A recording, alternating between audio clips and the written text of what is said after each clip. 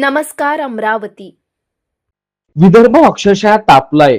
अमरावती उन्हाचा पारा धोकादायक पातळीवर पोहोचला असून जनजीवन पूर्णपणे विस्कळीत झाल्याचं चित्र आहे।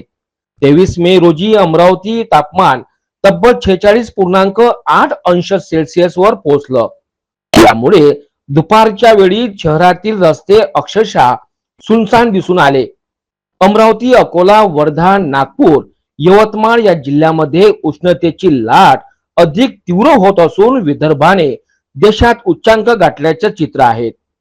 हवामान विभागाने दिलेल्या माहितीनुसार पुढील 5 दिवस तापमानात आणखी वाढ होण्याची शक्यता आहे। या भीषण उकाड्याचा फटका आता शेती क्षेत्रालाही बसू लागला आहे। भुईमुंग आणि संत्रा पिकावर उष्णतेचा मोठा परिणाम होत असून संत्रा बागायतदारांमध्ये चिंतेचं वातावरण निर्माण झालं आहे। त्यामुळे आरोग्य विभागाने नागरिकांना दुपारच्या वेळेत घराबाहेर न पडण्याचं आवाहन केलं आहे। शरीरातील पाण्याची कमतरता भरून काढण्याकरिता नागरिक थंड पेयाचा आधार घेत आहेत, तर मजूर आणि कामगार झाडांच्या सावलीत थांबत काम करताना दिसत आहेत। विदर्भातील वाढतं तापमान आता केवळ हवामानाचा विषय राहिलेला नाही, तर नागरिकांच्या आरोग्य आणि शेती समोरच गंभीर संकट बनलं आहे।